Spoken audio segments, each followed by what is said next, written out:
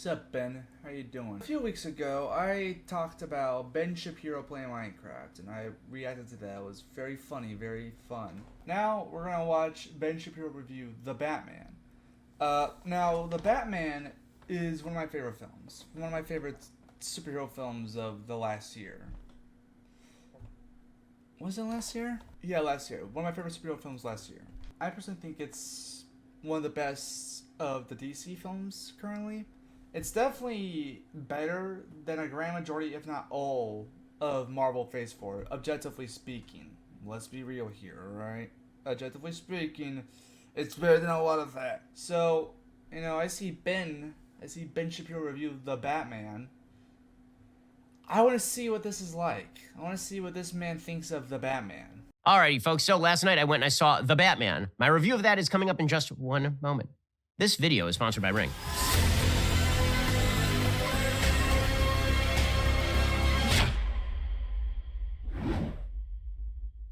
So last night I went and saw The Batman, went and saw it with my wife. It is 1 million hours long. And it's one of those movies where I started off and I was like, okay. And then I got a little further in, I was like, all right. And then I got to the end, I was like, meh. And then the more I thought about it, the angrier I became. And so you're about to hear a lot of hot takes on The Batman because I hate this movie. So, much like the Minecraft video, there's a lot to discuss here. And I like letting these play because I want to gather as much points just so I can talk about it. So, firstly, he mentions his view on The Batman, that it's a long movie, saying it's 1 million hours long. But the movie, at most, is just 3 hours, I'd say. And it's shorter than the Snyder Cut, which is another lengthy, so-called DC great film. But the difference between the two is staggering in its own way. The Snyder Cut is 4 hours long, and it doesn't need to be. It doesn't need to be 4 hours long of content. It doesn't require it. It doesn't have any necessary to be that long. It's just that long because, I don't know. Whereas with The Batman, it's 3 hours of content you can't really cut. So it really utilizes its runtime. Because it's meant to be a slower paced Batman film. It's meant to really give you more of a feel of the story. So I'd say, in fact, the Batman actively utilizes its runtime. And it doesn't feel boring. I will say this, when compare my viewing experiences to The Batman and Zack Snyder's Justice League, Justice League felt long. It truly did feel like a long slog. Whenever I see that chapter subtitle pop up, and I always thought, like, oh, this is the end. This is the end. We'll end here. And whenever I see that chapter subtitle, I always just go, God damn it. Whereas with The Batman, I was really engaged. Both me and my brother were really engaged. And even if the film seemed like it would ever be ending, I was kind of happy to see more because I really did like what was going on. I liked the story, I liked the characters, so yeah, Ben suck a dildon. He also mentions the feeling of the film. He's feeling like, oh, okay, alright. And his feeling that the more he thought about it, the more angry he got, which we'll see here. But yeah, the point is, he doesn't like this movie. He hates it. Also, I just want to point out, I like the Z design in the background. Turning all the LED lights red because of the Batman logo. And him wearing a black shirt. I think that's clever set design and color design. I like that. I personally like that. So, that's it. That's all I have to say about that. Well, I'm just going to tell you right up front, spoilers. Spoilers aplenty here. So if you haven't seen the film yet and you want to see the film and you don't want to be spoiled, I'm warning you. You've been warned. All right, this is Detective Batman. So if the original Michael Keaton Batman was sort of crime-fighting Batman, and the Christopher Nolan Batman was city-saving Batman, this Batman is supposed to be Detective Batman. And this has a long history in the Batman comics. Some of the best Batman comics, particularly my favorite, The Long Halloween, is rooted in the idea of Batman not just as Caped Crusader, but as a great detective, smarter than everybody else, capable of picking up on clues, investigating and tracking down crimes. Alright, so he points out that this Batman is supposed to focus more on detective work. which is true. The movie does focus a lot on the detective work. I think there's like some fight scenes sprinkled throughout the film, but that's kind of just it. This is just like small, tiny fight scenes that Batman has. They're not really lengthy or epic that you might think they are. Like they're just kind of like there just to keep you, I'd say keep you awake because you might just to throw in some action, just in case it was getting too boring. The detective work, you had action in the film. And I truly think it was the right direction to go because a lot of Batman movies heavily focus on the crime fighting and not so much on detective work. There's very little instances of Batman actually being a detective in the movies. Also, I will say I love how he uses Christian Bale Batman as city-saving Batman, and then he proceeds to show a train crashing through several different buildings and like just destruction and shit.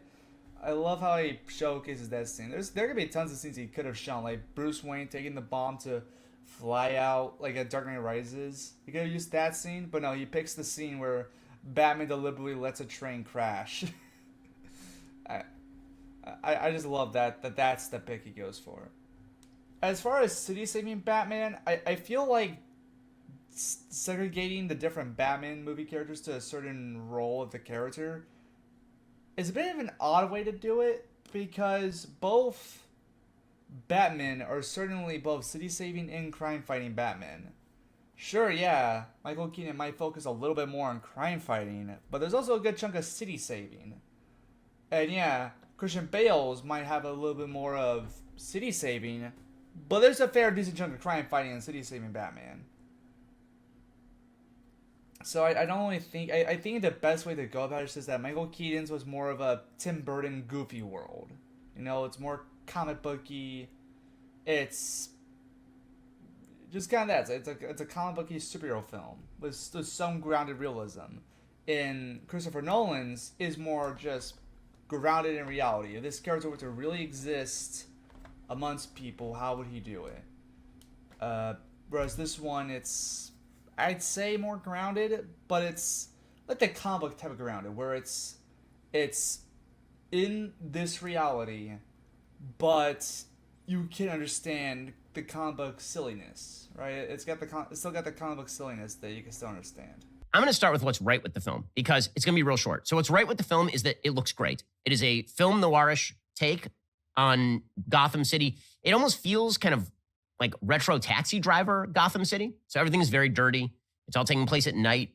It's shot in kind of grayscale at times. It's got a lot of warm oranges and reds, but against a very dark black. So it's a lot of muttered dialogue. It feels as though it's taking place in the same city as Joker is taking place. So if you saw Joker, Todd Phillips' Joker, which looks like 1970s New York, it feels almost like the other half of that, but it seems more like the take on what future New York would look like if you were living in New York in 1970. That's sort of a good way of putting it. The music to the film is okay. I think that Michael Giacchino tends to be a little bit derivative in how he does the scores to the films. This one, he basically takes the music that Hans Zimmer and James Newton Howard wrote for Batman Begins in the Nolan trilogy, which the theme goes da da, and here he just inverts it. So instead of da da, it's da da. Okay, fine. So it's a little bit derivative, but the score is totally fine. The acting is okay, as we'll find out in a second. They give Robert Pattinson nothing to do as Batman. Nothing to do as Batman. I didn't think that Zoe Kravitz had any sort of chemistry with Robert Pattinson. So she's fine. She's kind of flirty. Me. I didn't see anything particularly wrong with her performance. I just didn't see a lot right with her performance. You have John Turturro showing up as Carmine Falcone, and he is John Turturro. So he's okay. He's somewhat menacing. The best performance in the film is Colin Farrell playing the Penguin. You literally cannot spot Colin Farrell in this makeup. There is no way that you can see Colin Farrell here. The whole movie, I'm staring at him going, that's not Colin. It is Colin Farrell. It's the best performance in the movie. Paul Dano gives a good performance in the film, although he's sort of playing the Joker a little bit, although he's playing it more wide-eyed, as Paul Dano is apt to do. The main character of the film is the Riddler. And herein lies the main problem with the film. The biggest problem with the film is that the film hates Batman. So I think I realized why I let Benny keep talking is because I don't think I can shut him up. So he goes on to say, one, the coloring is fantastic. The lighting's fantastic. And he is correct. The shots, the cinematography, the lighting, the camera angles, all of it is beautiful. And he points out something I didn't notice when I was watching the film. How it's kind of similar to how the Joker handled it. How the Joker was kind of like Gotham, and the Joker was like 1970s New York. So like more dirty, grimy. It's just muddy. It's not really nice looking. And how this is more like a futuristic kind of version of how that New York would end up to be, which is pretty fair, I'd say. It's a pretty fair way to say it, and not wrong. On top of that, he also says that the acting is fine and the music's fine. I kind of like the Batman theme. I'm not a big fan of it. I think my favorite theme still goes to the Tim Burton one because I just like that one. The acting I feel like is good. The thing I find funny is he says Robert Pattinson was given nothing to do, but I still think Robert Pattinson is my favorite live-action Batman. It's not just because of how he's written, it's also because of how he's acted, and we'll talk about that later, because I know he brings that up later in this. But as for, like, Zoe Kravitz, I agree on the extent, like, there's no real chemistry. I think the chemistry for those two really is kind of just like, oh, it's Catwoman and Batman. They kind of have to be together, right? I would much rather prefer a Vicky Vale style love interest or something like that. I think I always kind of thought the ship between him and Selena was a little bit odd because it just kind of feels like a rushed way to say, like, oh, she's the bad girl. What will Batman do to tame this wild kitty? It feels a little bit odd. I think it might be done because of the Long Halloween. At least that's my theory. I might be wrong. He thought the performances. I agree with him that Colin Farrell was fantastic as Penguin. I really want to see. I can't wait for that Penguin show. I think it's gonna be really fantastic. I think it's a little bit weird that he compares him to Joker. I can see why, but I wouldn't really say he's a Joker. I think Paul Dano did fantastic as this version of the Riddler. I don't think he's my ideal Riddler, but he did great for Enigma for this one. Like the actual Batman character hates the Batman character. And this drives me up an absolute wall. The biggest problem with the film is not the wokeness. Yes, there's some woke touches. You have Catwoman, who is a woman of color, who is, of course, good. And you have the black female mayor, who is good. And you have the black Jim Gordon, who is good. Every white character is apparently bad, like all of them. Fine, whatever. I don't really care about that. That's fine. You have Catwoman say stuff about white privileged elites, and she makes a suggestion that Bruce Wayne as a child, when his parents were killed, he doesn't really have a right to be super upset about that because, of course, he was very, very rich. That doesn't kind of rings hollow. You know, a lot of these lines seem like throwaways for film lefty Twitter, but the main theme is not a throwaway. The main theme is what matters here. The film despises Batman. So every Batman iteration has to explain why a man who is a billionaire would dress up like a bat and go around beating up criminals. It's not answered. And the director doesn't know. And the writer doesn't know. And this is the problem. So in the Nolan films, to take the contrast, the question as to why Batman does this is because if Batman does not actually intimidate the criminal underworld because the city is so corrupt, no one else will do it, and money isn't going to solve the problem. And so he needs to create a theatrical kind of fear in order to dissuade the criminal underworld from participating. And then, as it turns out, he also has to save the city itself and demonstrate his faith in the city by becoming a symbol. Here, you don't really know why Batman is doing what he's doing. It's never explained. He's very wealthy. He doesn't apparently do anything with his wealth. He doesn't try to give charity. He doesn't. I mean, this actually made a plot point. He's a bad man because he's white. He's a bad white man who doesn't actually give charity. He's not involved, and he's not playing that as a role. Again, this is part of the problem, is that Bruce Wayne and Batman are the same character. So if I keep using the Nolan comparison because it is the gold standard for all superhero movies, not just Batman movies. So when you look at Nolan's Batman, Bruce Wayne is the character that Batman is playing. Okay, Bruce Wayne is not real. Batman is real. Batman is who Bruce Wayne really is.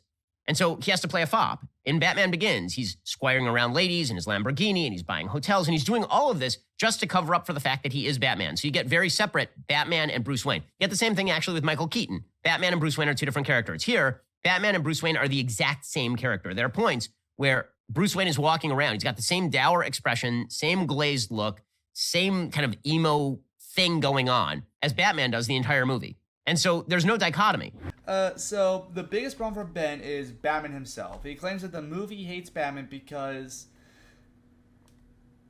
the film doesn't explain why he's Batman. and it feels like Batman and Bruce Wayne are the same people.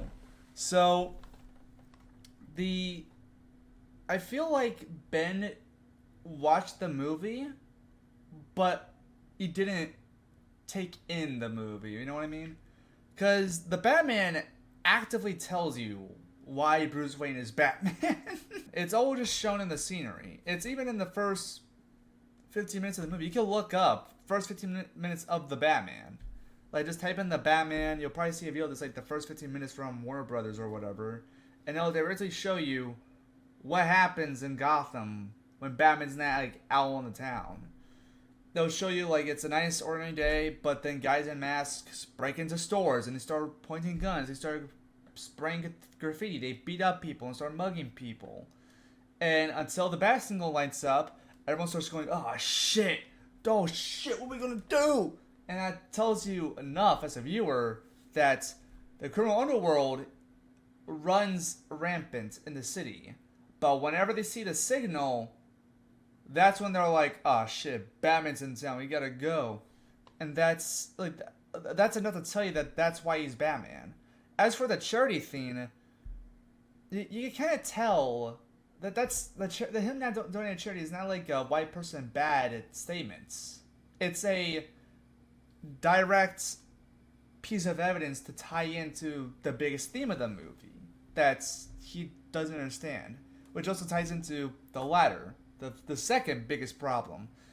Bruce Wayne and Batman are the same people, because in many adaptations, Bruce Wayne and Batman are indeed the same person. He is correct, Ben is correct, that in adaptations, Bruce Wayne puts on this persona, this act of billionaire playboy douchebag to the public, while in reality he's Batman.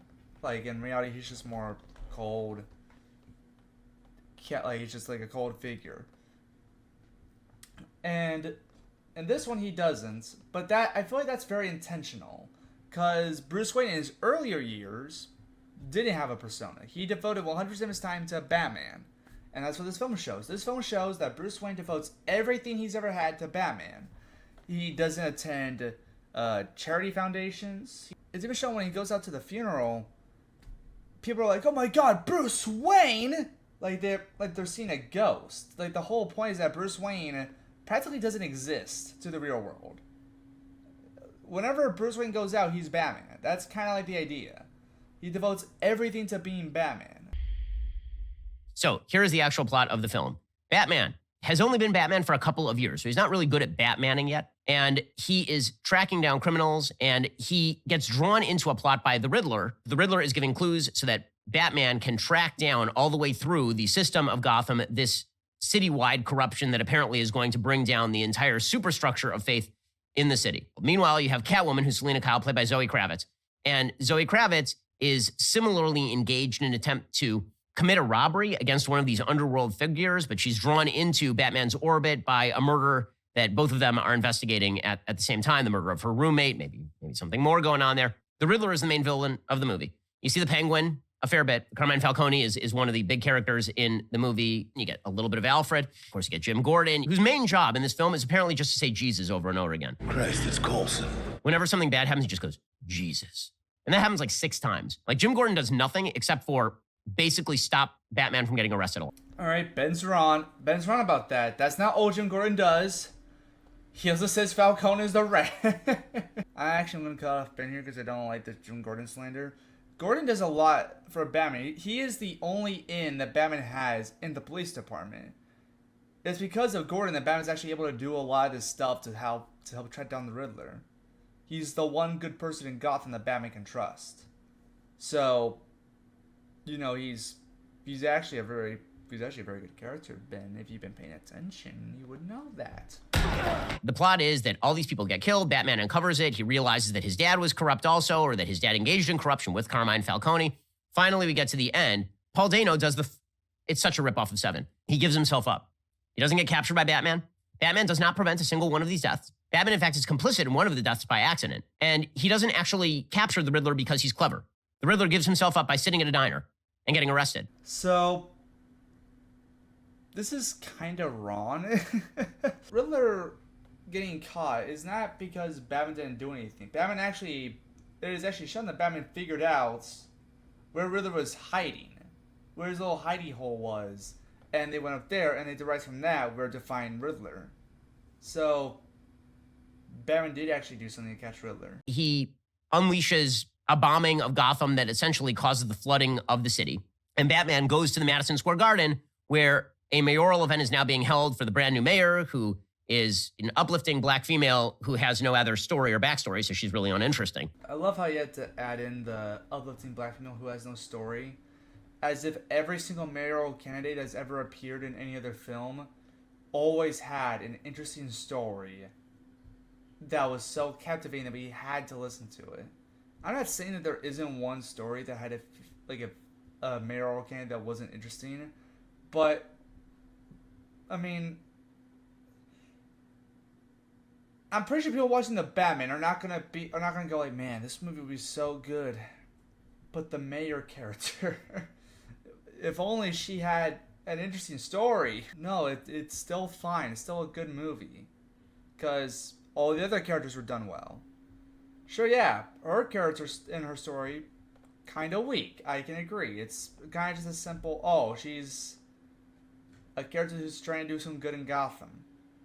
We've seen a lot of those before.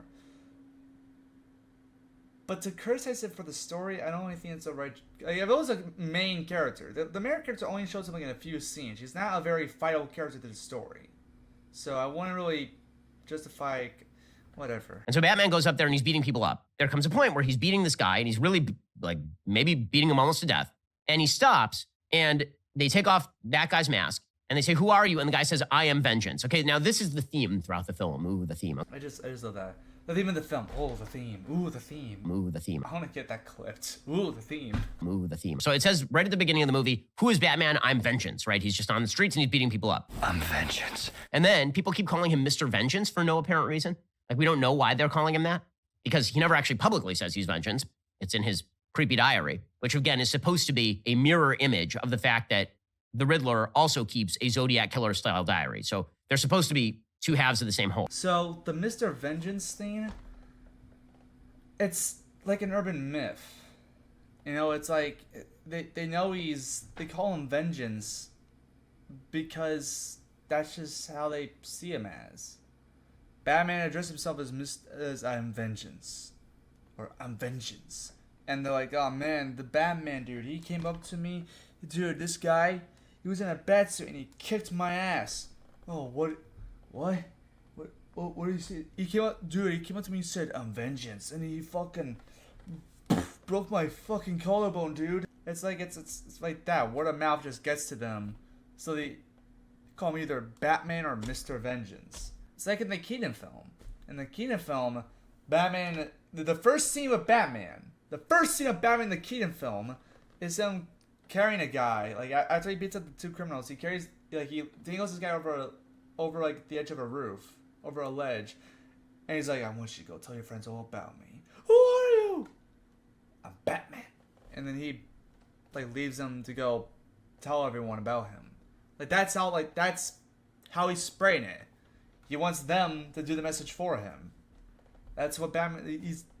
So what is this movie about? This movie is about how fighting criminality does not actually help innocent people. He says this at the very beginning. He says, I'm not sure I'm doing any good. By fighting the criminals, crime is still up. It turns out that Batman has to stop being Batman. Batman has been missing it the whole time. What Batman really has to be is Superman. Batman needs to go into areas like Madison Square Garden and not fight the criminals. He needs to go and lead people with a torch to a slightly safer area. He needs to help medevac people on the top of he needs to build Habitat for Humanity. He needs to join Jimmy Carter and build houses for homeless people. That's what Batman needs to be doing. This really is a sort of attack on the idea that fighting crime helps innocent people. It's an almost defund the police attitude toward what crime is. Benny boy. No, it's not.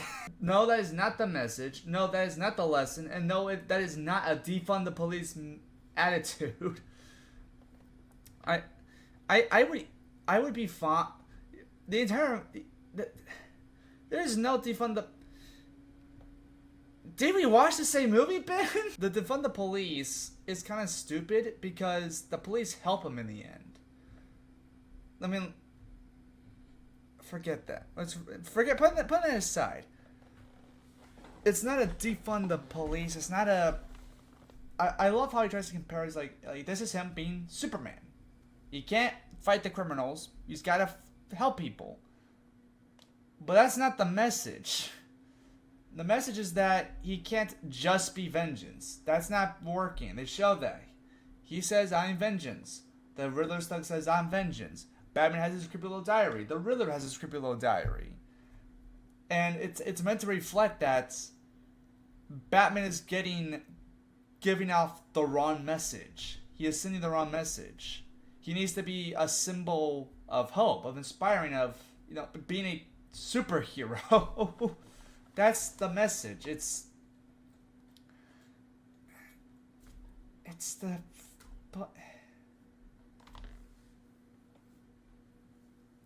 The message isn't that he shouldn't fight supervillains or criminals. The message is that he has to help also. He needs to also dedicate time to helping others.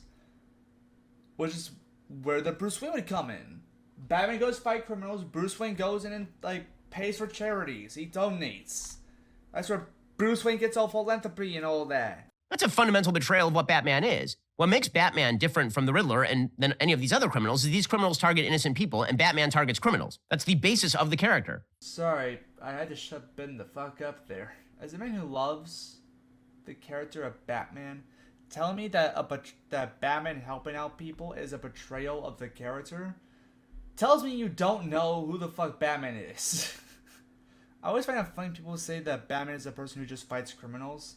Because he does a lot more than just fight criminals. He does a lot more than just fight criminals. He's very helpful when you actually look at what he's done. The entire basis of the character is the cops are bad at targeting criminals because they're corrupt. Batman is good at targeting criminals because he's smart and because he's rich and because he's incorruptible.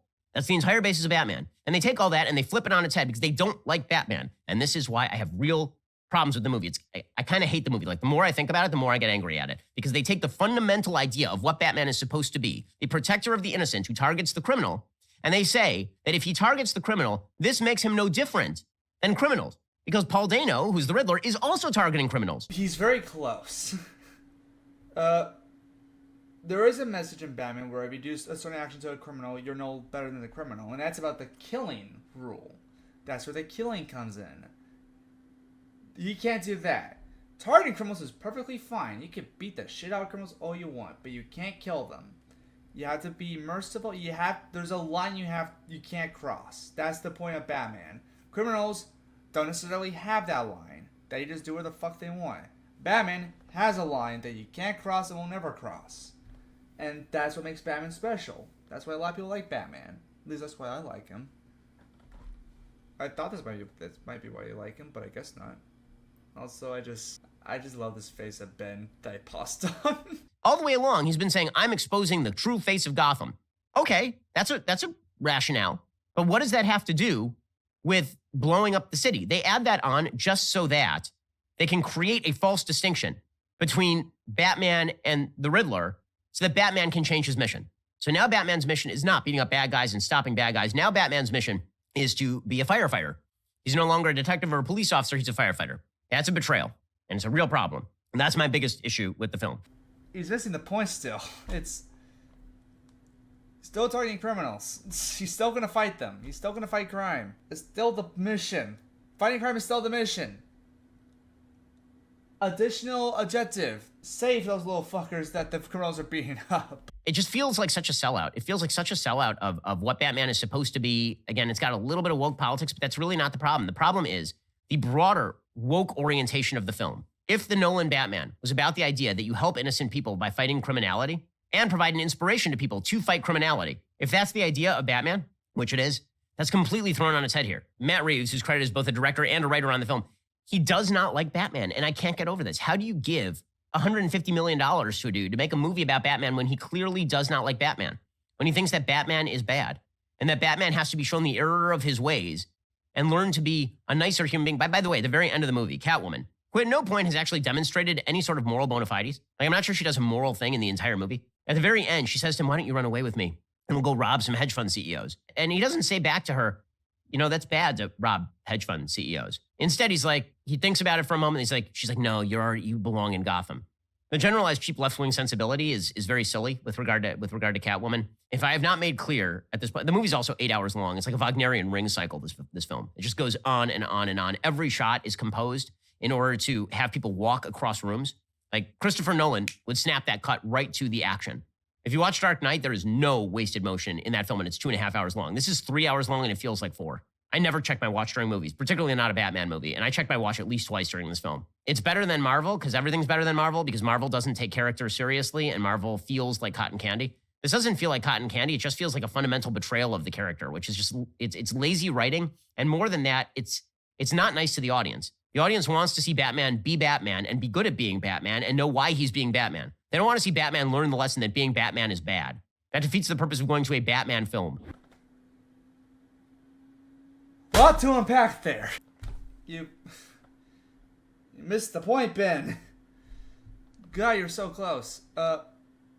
So firstly, Matt Reeves hates Batman. Ron, I don't know, maybe he does. But also, it's not an error of his ways or that Batman is doing wrong. That's not the message.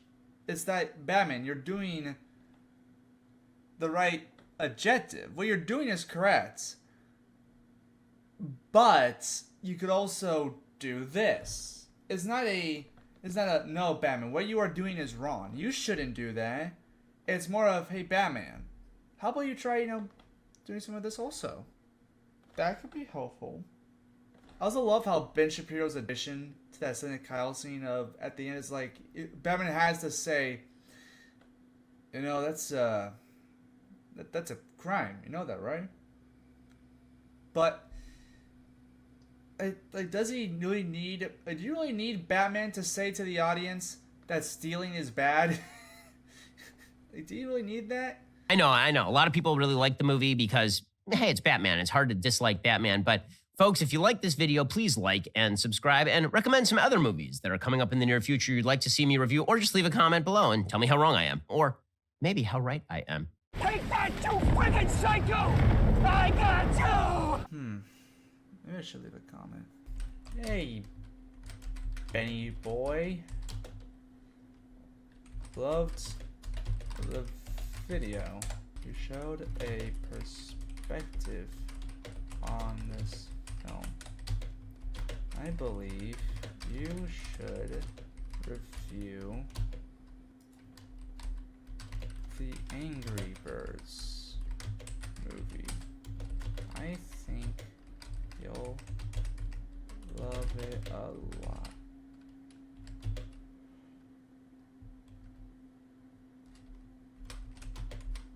Bye-bye.